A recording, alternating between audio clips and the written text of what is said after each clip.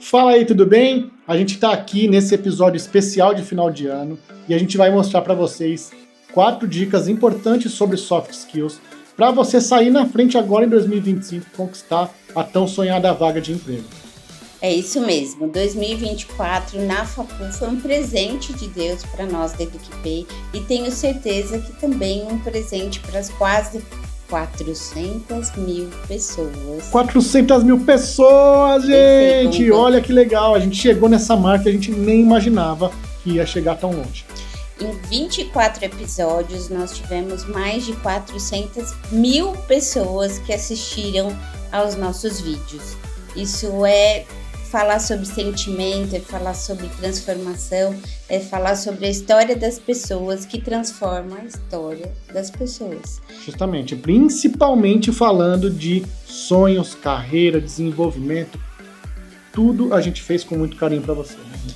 E é isso mesmo, e aí a gente vai relembrar histórias que fizeram a gente rir bastante, algumas vezes se emocionar e também entender como isso pode fazer diferença na nossa vida e na vida de vocês. Então, bem-vindos à nossa retrospectiva de Natal. E aí, sabe, Eric, em 2024 foi um ano cheio de momentos decisivos. Teve gente que fez Enem, teve gente que fez entrevista de emprego, que teve que fazer escolhas importantes. E tem um tema principal que rodou a gente, que foi ansiedade. Muito! Eu acho que o tema mais falado em 2024, assim como 2023 também, foi ansiedade, né? O que tem acabado com as pessoas nessa busca incessante do sucesso, de melhorar a carreira, de crescer, de ganhar dinheiro, fez com que as pessoas entrassem num beco, né? Quase que sem saída.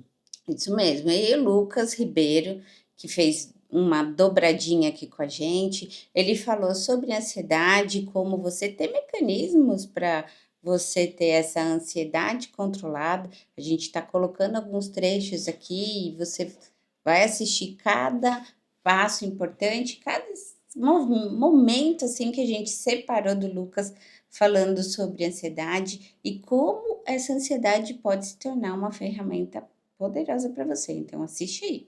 É importante que esse aqui é o primeiro tema, a gente vai falar de 4 temas, esse aqui é o primeiro tema e talvez o mais marcante da nossa jornada em 2024, porque fala de ansiedade. Pega aí. Play. A ansiedade, a gente entende ela. Vamos dar esse pequeno contorno aqui. Eu trouxe aqui, até que se alguém quiser, esse livro do Robert Leahy. Robert Leahy talvez seja um dos grandes nomes hoje da terapia cognitivo-comportamental, que fala sobre ansiedade, né? Esse livro se chama Livre de Ansiedade. Ele, embora seja da editora Artmed, ele não é um livro acadêmico, técnico, tão profundo assim. Ele é de fácil leitura, até por isso eu trouxe. Então é um livro muito legal. Legal. Aqui ele explica o que é ansiedade, como é que a gente entende isso. Vamos partir para essa construção da psicologia evolutiva, que é olhar para a nossa mente hoje para entender como é que o cérebro humano chegou a pensar como ele pensa hoje, olhando para os nossos ancestrais. E hoje a nossa mente ela é muito semelhante à mente humana da época dos caçadores-coletores. Então, se a gente entender o funcionamento, a dinâmica da mente dos caçadores-coletores, a gente entende muita coisa do dia de hoje. Então, voltando, né, para entender isso, naquela época era o seguinte, você tem que pensar, eu tenho que caçar, senão não como. Eu tenho que coletar, senão não como. Então, a sobrevivência era uma questão muito latente. O dia todo você estava correndo perigo. Você ia dormir numa caverna à noite, alguém tinha que ficar de guarda porque poderia aparecer um predador. Não tinha luz elétrica, não tinha... Então, assim, existia ali um medo constante. A gente hoje talvez não precise desse medo, mas ele ainda está presente. Então, percebe? É um traço adaptativo da evolução. A nossa espécie chegou a ser a espécie que é hoje graças a isso que a gente chama de ansiedade. Então a gente precisava disso. Tinha um leão à espreita, tinha uma serpente, tinha alguma coisa ali que poderia acontecer a qualquer momento. Na caça, a mesma coisa. Eu vou sair para caçar, eu preciso estar inteiro, eu preciso estar cheio de energia, se eu precisar correr atrás de algum animal. Então assim, se eu não estou caçando, eu estou repousando, eu estou poupando energia. eu não sei quando eu vou comer de novo, eu não sei se eu vou conseguir caçar amanhã de novo. Então, algumas coisas... Mesmo no momento de repouso, eu estava sobre algum tipo de tensão. Mas uma tensão do tipo assim, a lógica que operava no repouso era poupa energia o máximo possível, porque daqui a pouco você vai precisar talvez correr atrás de um antílope por vários e vários quilômetros, você precisa estar inteiro. Tá. E aí, se você não caçar, amanhã de novo. Então, Sim. percebe? A gente foi criando meio que padrões de raciocínio para interpretar a realidade. Então, um padrão é poupa energia sempre o máximo que você puder, não faça esforço, não faça trabalho. Então, a mente foi aprendendo a automatizar alguns processos. A gente vai para o trabalho no mesmo caminho de sempre, a gente toma banho na mesma sequência de sempre. Sim. Então, você vai automatizando esses processos para poupar energia. Por isso, novos hábitos desconfortam.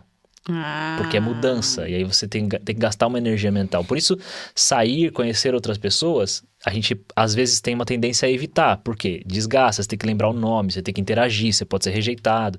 Então, é tudo graças a essa lógica de poupe energia o máximo que você puder. Beleza. Outra lógica que foi criada nessa época, essa tentativa de previsão de futuro. Bom, amanhã eu tenho que sair, eu tenho que caçar, eu tenho que fazer isso, eu tenho que ir para aquele morro, para aquela montanha, porque vai passar uma manada e eu tenho que fazer a caça ali, eu tenho que me planejar. Então, esse pensamento de tentar prever futuro, tentar planejar, por quê? Instinto básico de sobrevivência. E a ruminação do passado, né? Eu fico imaginando os homens primitivos saindo para caçar e de repente um deles cai num buraco lá e morre. E aí eles têm que falar assim, nossa, se a gente não tivesse ido por ali, ele não teria caído, não teria morrido. Entendi. Ou não teria quebrado a perna, por exemplo. Então, eu fico ruminando o passado, tentando lembrar, o que eu fiz de errado? Poxa, eu fui caçar e eu fiz barulho. Não devia ter feito aquele barulho, porque aí o animal fugiu. Entendi. Entendeu? Então, todos esses processos vêm dessa época. Se você olhar para os dias de hoje... A gente faz a mesma coisa. A mesma coisa. A gente só não corre do antílope. Fiz a entrevista e eu fico, nossa, não devia ter falado isso, devia ter falado aquilo, não devia ter ido vestido igual o Mazzaropi. Então, assim, a gente fica ruminando, né? Tá vendo, né? Agora a história fica nacionalmente. Mas... Quando você fala de não ruminar o passado, é porque você já passou por alguma situação que te faz lembrar de algum erro que você cometeu? A lógica é, eu fico tentando revisitar o meu passado à procura de erros para que eu não os cometa novamente no futuro. Para que eu não sofra. Exatamente. Tá. E simbolicamente, né, sofrimento é morte. Pensando nessa lógica. A gente aprendeu a pensar desse jeito para não morrer, literalmente. Tá. E quando você vai fazer um vestibular, você também está se protegendo disso, de ter um futuro que não vai ser bom. Não vou estudar na escola que eu queria, na faculdade que eu queria. Porque você está tão preocupado com aquele cenário, não por conta do momento, mas o que isso vai refletir no futuro, né? Explicando assim faz sentido. Não vou sair no outdoor da cidade com USP, com Unicamp. Pois você é uma vergonha pra minha família. Mas vocês percebem que é muito diferente de morte? Muito Entendeu? diferente de morte. Só que é o mesmo padrão. O Robert Léry coloca nesse livro aqui que esse é o problema. A gente aprendeu a pensar assim na época que a gente vivia na selva. Na época que a gente vivia perigos reais de morrer de verdade, então, literalmente. Já faz tempo, já dá pra gente abandonar isso aí. Mas foi um traço evolutivo tão importante pra nossa espécie chegar até onde chegou, que a gente não aprendeu a desligar isso. Então hoje a gente vive numa época muito segura. Eu não sei qual foi a última vez que vocês tiveram correr de um leão, de uma onça. Não sei se aconteceu. Pelo meu formato dá pra ver que já faz. Só que... Tô economizando energia para o momento. Entendeu? Exatamente, é isso aí. A nossa mente não mudou. A gente está vivendo hoje como se a gente estivesse numa época perigosa. Outro tema importante que a gente conversou bastante foi sobre diversidade. Esse tema explodiu de views, foi o nosso, depois de ansiedade, foi o nosso tema mais visto, um dos mais vistos, e começou a colocar gente no YouTube num formato diferente. Então, esse podcast teve 17 mil visualizações em apenas poucos dias, acho que 3 ou 4 dias já estava batendo a marca de 17 mil visualizações. Um tema que falou sobre racismo, sobre público LGBTQIA+, e sobre como as empresas podem e devem se preocupar com isso na hora de receber os seus colaboradores. O que mais marcou nessa entrevista, porque praticamente foi uma entrevista, não foi nenhum bate-papo, né? As pessoas falaram coisas tão profundas, né? E o mais bonito foi ver como essa conversa tocou os nossos ouvintes. Foi a partir deste episódio que a gente começou a romper algumas barreiras, né? Uma das coisas importantes que foram faladas lá foi o Eduardo que falou que incluir é reconhecer o valor único de cada pessoa. Foi um daqueles momentos de arrepiar, sabe? Acho que as pessoas começaram, a gente teve muito engajamento nessa hora que ele estava falando sobre, principalmente nesse podcast, estava falando de vidas que foram impactadas.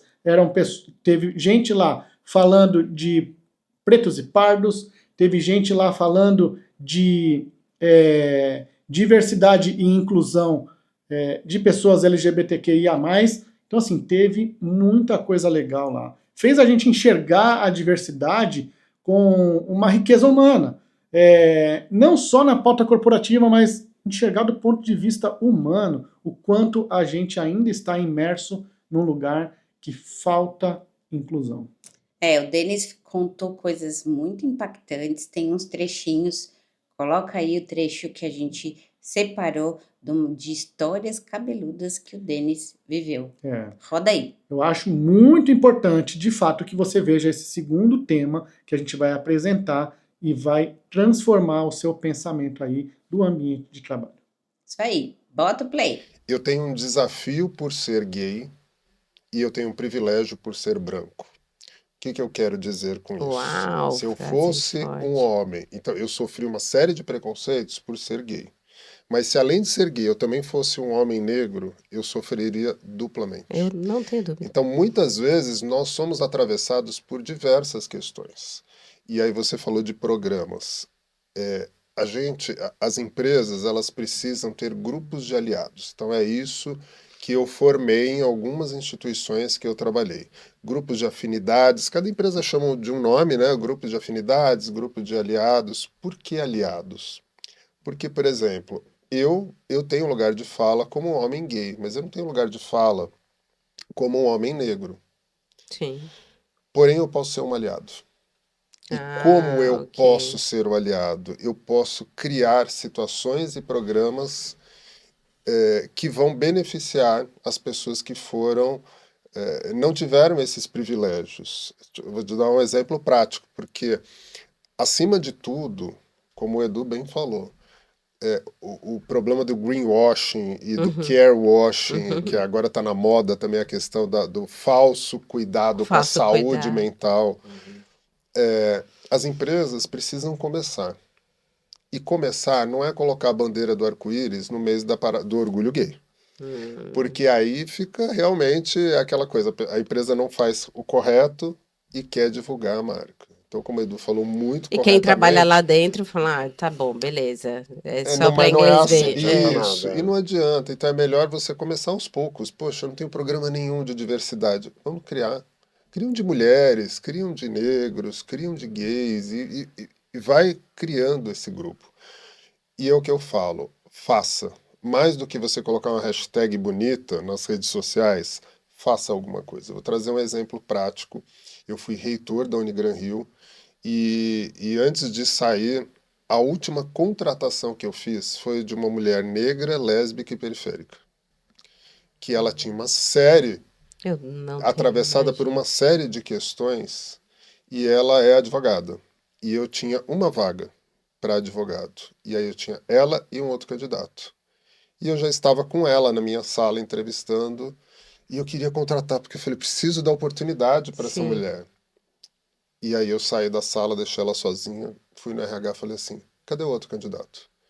O RH falou, Denis, a gente não está conseguindo falar com ele, não chega. Então aqui. é ela. Que eu bom, falei muito assim, obrigada. tá bom, mas como é que é esse candidato? Eu também não queria ser injusto. Ele é muito bom, competente. Eu falei, não, como é que ele é? É um homem branco, hétero. Eu falei, então você vai falar para ele que a vaga já está preenchida. Esse homem branco, hétero, de 30 anos, 30 e poucos anos, advogado, ele vai arrumar emprego facilmente em qualquer lugar. Eu sou um aliado de uma mulher lésbica, de uma mulher negra, de uma mulher periférica, que precisa ser privilegiada, porque as oportunidades vão ser mais difíceis para ela. Então, para fechar a minha parte aqui de participação nessa primeira pergunta, as empresas precisam ser aliadas, criar grupos de aliados. e entender que todos nós vamos errar em algum momento. A gente vai ter uma fala preconceituosa, mas quando eu tenho consciência que eu posso ser preconceituoso, eu tenho que olhar para a pessoa e pedir desculpas. Porque a Legal. frase final, se eu passar por você e pisar no seu pé, vai doer. E muitas vezes a pessoa fala, mas foi sem querer. O preconceito começa assim, mas foi Sim, sem querer, eu não queria te ofender, eu não queria ter pisado no seu pé, mas não doeu. Então você tem que pedir desculpas. muito bom, Denis. Eu acho que assim, antes da gente falar com o Ivan aqui um pouquinho, que tem histórias terríveis que a gente conversa bastante. é, como que foi a sua vida, né? Porque tem muito jovem, assim, olhando para você e falando, putz, o Denis é uma aspiração que eu tenho, porque eu também sou gay, eu também tenho as minhas dificuldades, eu também. E como é que eu tenho a coragem de vencer as barreiras igual você fez? Eu sou de uma época diferente da geração Z, Agora, que agora é tudo né? mais fluido e tá tudo muito bem, obrigada. E agora ainda é muito difícil.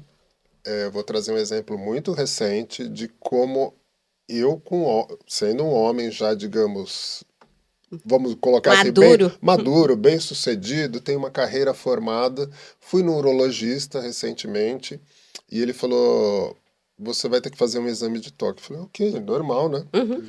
E ele começou a dar uma risadinha, ele falou assim, mas para você é normal, você já deve estar acostumado, né?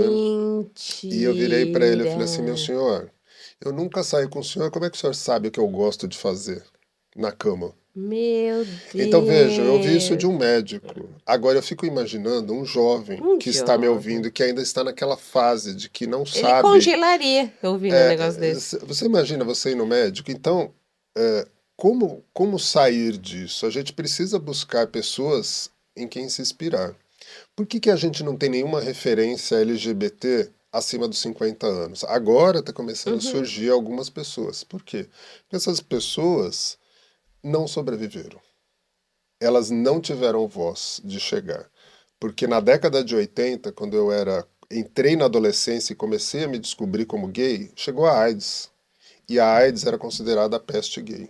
Então, quem estava naquela dificuldade de, será que eu me assumo ou não? Não podia se assumir porque Nossa, você tinha um permissão, as problema. pessoas tinham permissão de matar, de bater naquelas outras pessoas. Então tem uma coisa muito preconceituosa e que acho que o Ivan também vai trazer muitos exemplos também do que ele viveu na Sim, condição sim. dele, das microagressões. A gente não pode deixar de falar nisso nesse programa. Das microagressões. Porque o que são as microagressões? É aquela piadinha, é aquela brincadeira que é tão inocente. Então eu lembro quando eu era criança, e hoje em dia às vezes você fala isso, as pessoas vão falar, é muito mimimi. Mas eu odiava uma marchinha de carnaval que falava, olha a cabeleira do Zezé. E quando você traz ela para um contexto mais atual, você fala assim: qual era o refrão dessa marchinha? Corta o cabelo dele. Hum. Então, botava na cabeça das pessoas de que se você visse um cara que você acha que é gay, você tem o direito de botar a mão nele e de Exatamente. cortar, né? De tosar aquela pessoa, de calar aquela pessoa.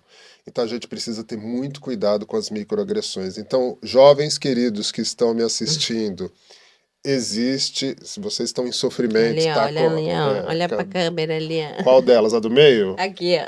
Essa. Jovens queridos deste Brasil estão nessa fase difícil de aceitação.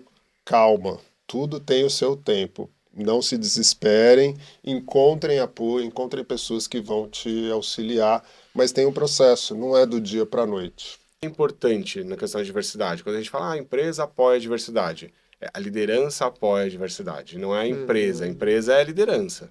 Então o líder, ele é aquele líder estilo comando e controle, que tem a distância, que não conversa, que não interage, que não entende os temas sociais, que não entende que equilíbrio vida profissional, ela basicamente não existe, é tudo a mesma coisa, né? Então quando você tem uma liderança mais colaborativa, mais horizontal, mais empática, isso favorece que exista toda a diversidade. Eric, você lembra de quando a gente foi um dos primeiros podcasts, se não me engano, acho que foi o segundo, que a gente falou por que a geração Z não está ocupando cargos de liderança.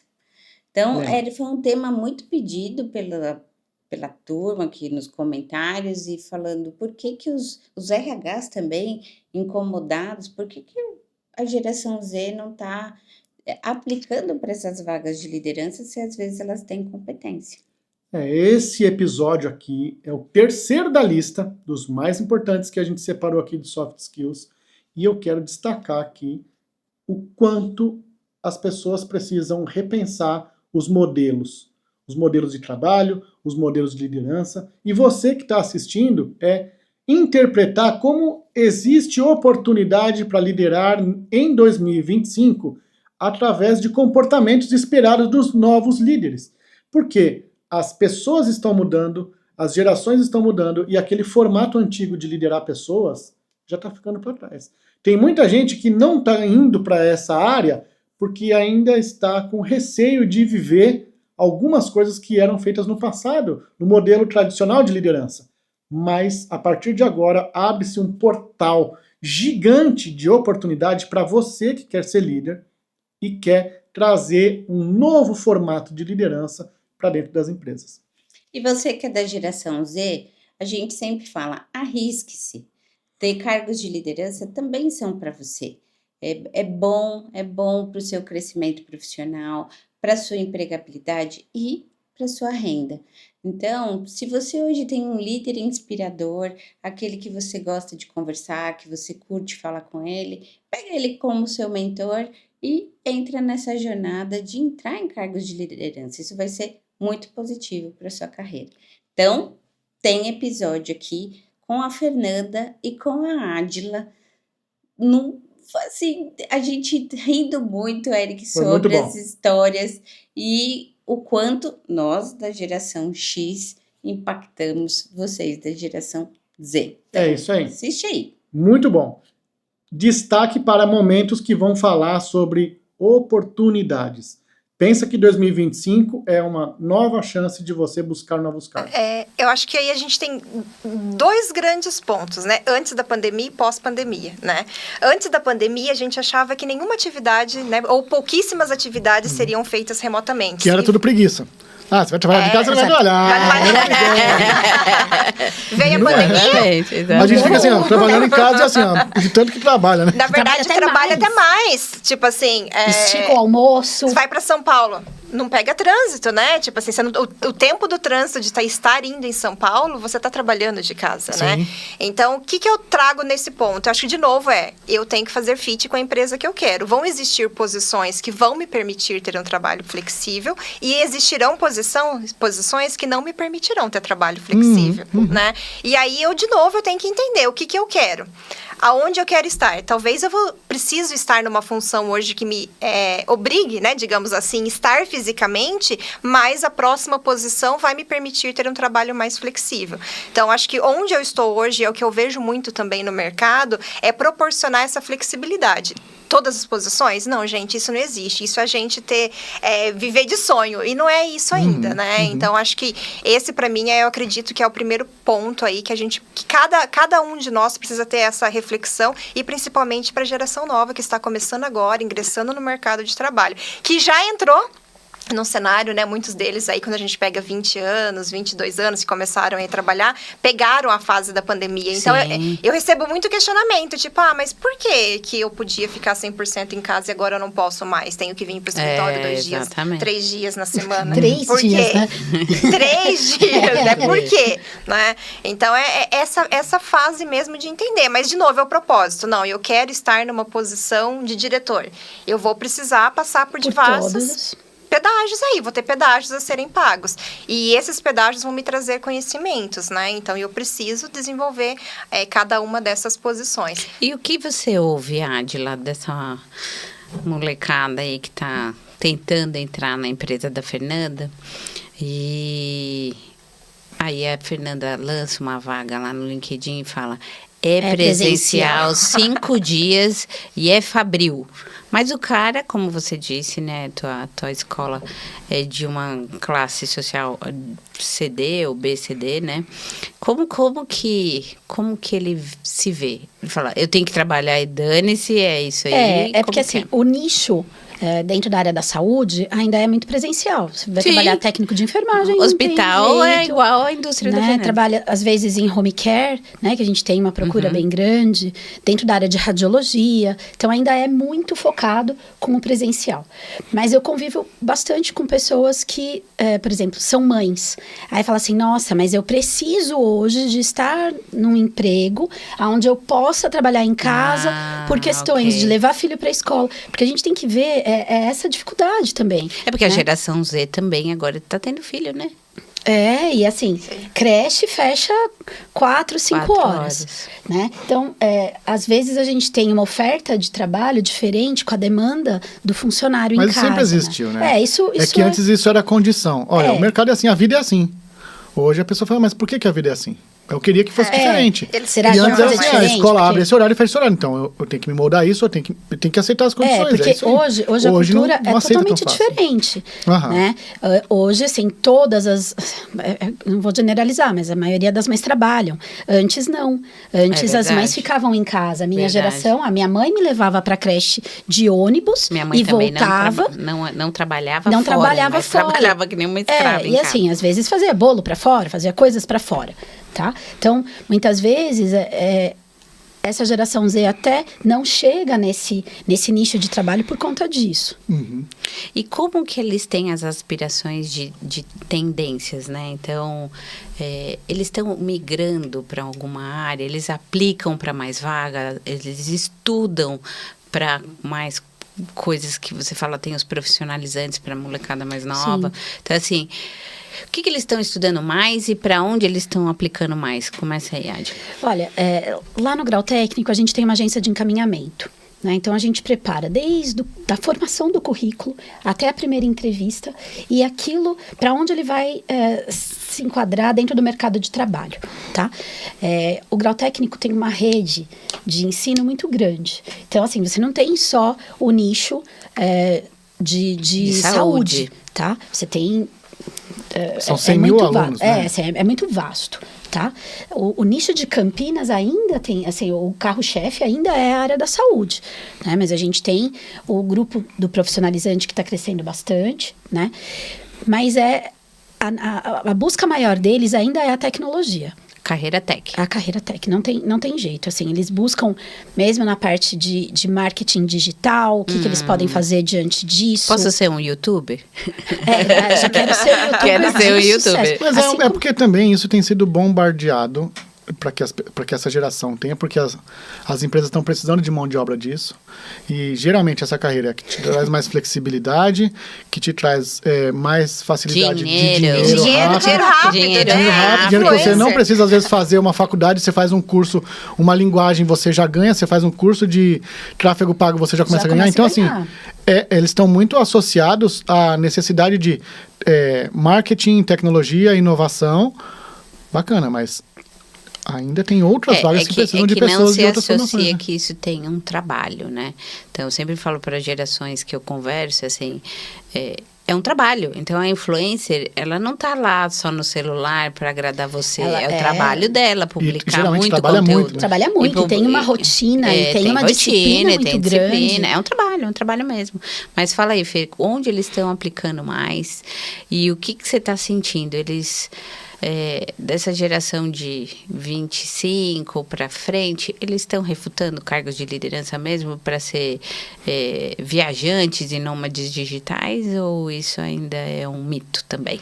Não percebo pessoas claramente não querendo ter posições de liderança focada em geração Z, tá? Eu acho que isso, de novo, é a clareza de onde eu quero estar. Isso a gente teve em todas as gerações, né? Todas as gerações tiveram pessoas que optaram em não querer posições de liderança.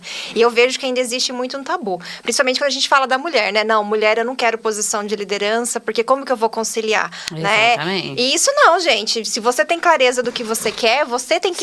Se adapta, você encontra os meios e um ponto importante, você coloca os seus limites, né? Então, eu não vejo a geração Z saindo por não quero essa posição.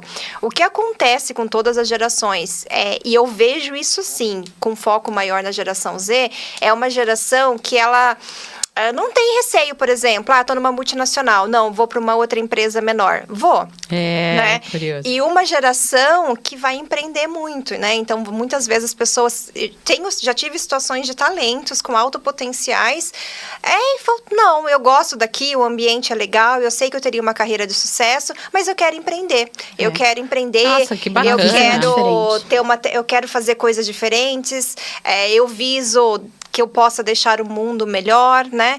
E eu acho super louvável, né? E, de novo, generalizando, não, existem pessoas, né? Nós somos seres humanos, todos nós somos únicos, né? E cada um tem um propósito de vida e um planejamento. Mas eu não consigo hoje evidenciar isso para você e falar, não, as pessoas não querem ter posições de liderança. E quem aplica está mais preparado? Ou a pergunta é, sou uma geração X ou sou uma geração Y? Então eu tenho 28 e eu tenho, sei lá, 35.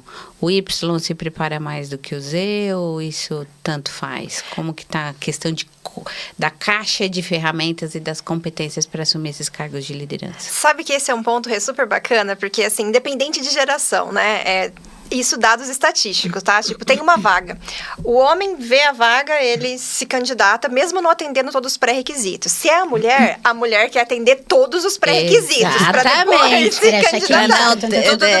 Isso não dá pra mim. Não dá pra mim. Então, esse ponto eu conecto muito com iniciativa, e não só a geração, né? A geração Z, por si só, ela tem mais essa audácia, né? Então, olha, eu tendo 5 pré-requisitos, mas eu vou lá, vou conhecer... O que eu vou perder, né? Eu vou atrás, vou de chinelo, mas eu vou. Vou atrás, né? Então, esse acho que é o principal ponto e essa diferença de iniciativa. A geração Y, ela já se questiona mais, se cobra mais, e é um ponto super bacana que você colocou da confiança, né? Sim. Então, o quanto eu tenho confiança e o quanto eu quero. E o último da lista, que a gente deixou como cereja do bolo, é quando a gente fez um podcast com o professor Sérgio, um oráculo. Beijo, Sérgio, para você. Top. E também com o Luiz. E a gente falou sobre inteligência emocional. Como é que você pode vencer as barreiras e competências, os seus problemas de competências hard skills, né? De que você sabe fazer, com aquilo que você tem como ferramenta e como empatia, como comunicação, como ser agradável, entender o outro. Então, isso fez com que a gente tivesse um engajamento muito legal desse episódio, falando dicas e muitas ferramentas que o professor Sérgio trouxe para você que é da geração Z, ter aí na sua mochila como inteligência emocional. Muito bom mesmo. Teve um dos especialistas que falou que a nossa mente é o nosso maior patrimônio. Então, nesse episódio, você vai ter dicas de como fortalecer a mente e de como cuidar dela com carinho.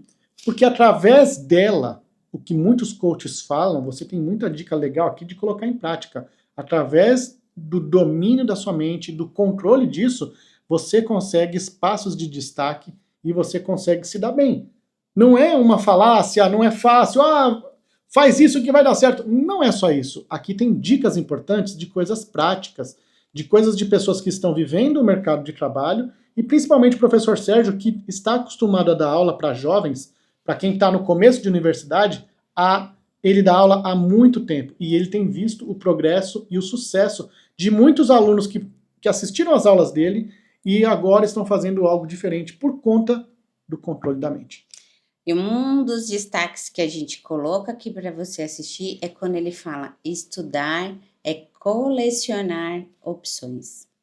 Então, fica ligado agora nesses últimos trechinhos e os mais importantes da retrospectiva de sentimentos e transformações de mente que o NaFaCul trouxe para você em 2024.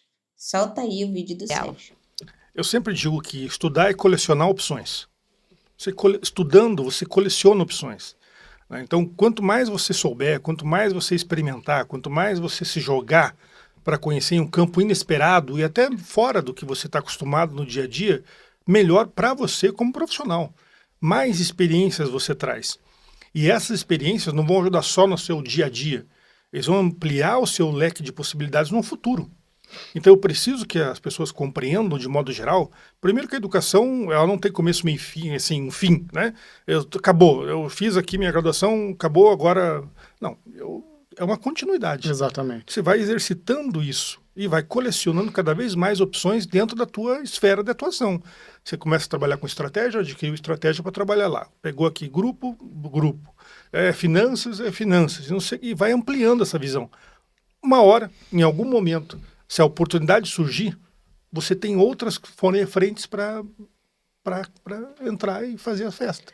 Porque normalmente é Então, muito é difícil da importante. pessoa ter com clareza qual a área que ela vai estudar e vai seguir a vida Para onde inteira. vai caminhar o mercado? Não faço nem ideia. Pois é, então as coisas vão mudando ao longo do tempo e se você não tiver essa pluralidade que você falou, Sérgio, a pessoa fica meio, aquilo ali.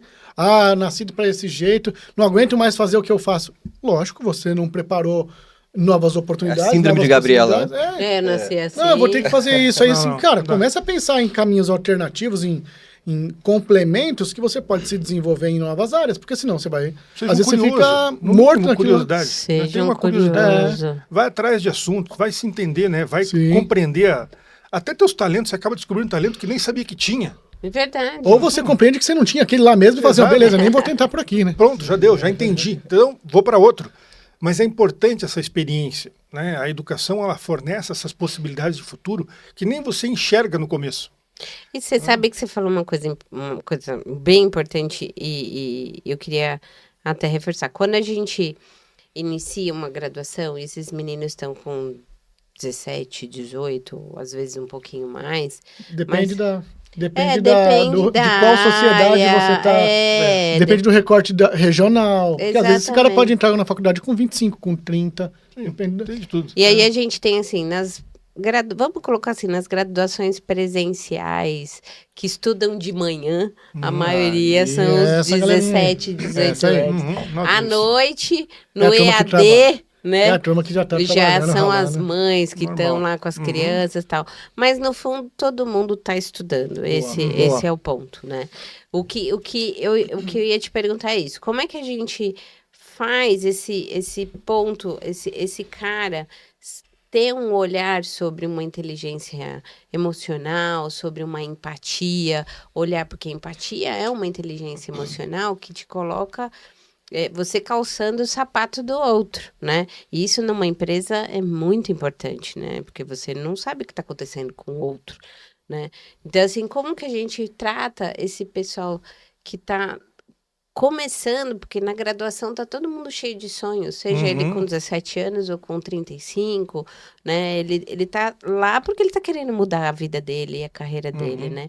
Então, como que ele pode estar com uma mochila mais equipada para um mercado de trabalho ou aceitá-lo numa posição melhor ou ele ser promovido na sua carreira? É aproveitar tudo que o campus e tudo que a universidade pode passar para ele.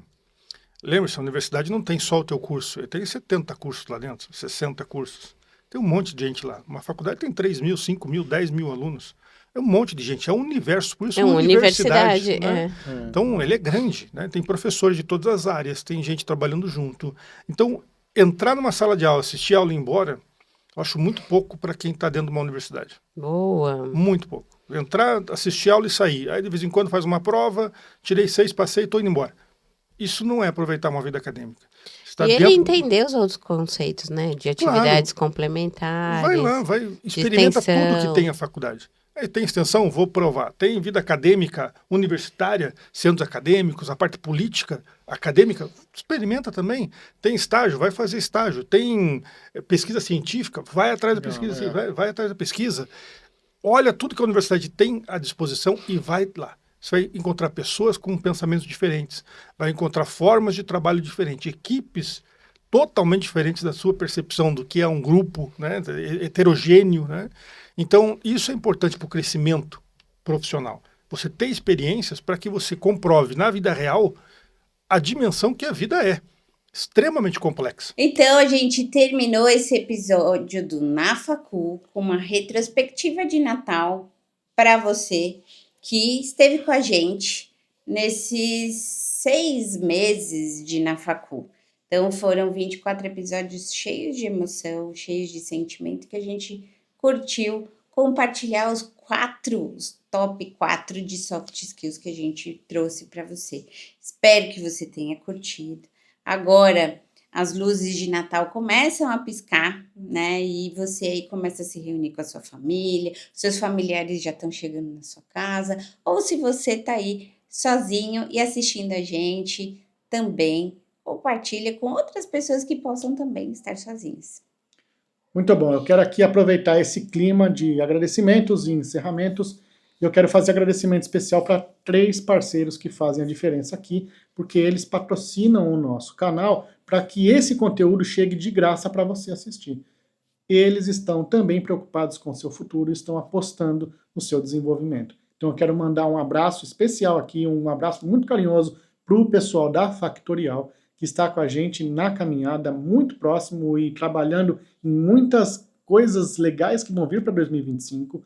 Quero mandar um abraço aqui também para o pessoal da Faculdade Impacta, que está aqui apoiando você que quer trilhar uma carreira na área tech. Então, se você quer se desenvolver na área de tecnologia, não deixe de procurar e de conhecer todos os cursos da Faculdade Impacta, inclusive que eles estão no aplicativo da EducPay com descontos. Você pode procurar lá Impacta. E também fazer um agradecimento especial para o pessoal do grupo Anima, que entrou com a gente no decorrer do semestre e já está fazendo um arraso junto com a gente, trazendo um monte de gente legal aqui para levar informação para vocês. É isso mesmo. Então, vai ter agora a retrospectiva de Ano Novo. De Ano Novo. A gente vai falar sobre hard skills. Então, o que você tem que ter aí na sua caixa de ferramentas para conquistar esse 2025 massa top, que você vai transformar sua renda, que você vai ter mais fome e jeito de equipar sua caixa de ferramentas. Então, não deixa de assistir a gente. Exatamente. Nessa primeira parte desse episódio de fim de ano, a gente destacou, então, as 4 principais competências de soft skills que você precisa lidar bem com isso para se destacar em 2025. Agora, não deixe de ver o próximo episódio que vai falar do que você precisa ter de hard skills. O que são as hard skills? São as coisas que você precisa saber fazer. A gente mostrou aqui o como fazer, agora são coisas que você precisa saber fazer, que são o que o mercado está buscando, quais são as principais ferramentas que você precisa ter para se dar bem agora, já em janeiro de 2025. E é isso. Um Feliz Natal para você, que Deus esteja com você, que Jesus esteja na sua ceia e que 2025, que já está chegando e batendo na porta, também seja maravilhoso. Muito beijo bom. E não deixa de se inscrever no canal. É isso aí. Tchau. Até mais. Tchau, tchau.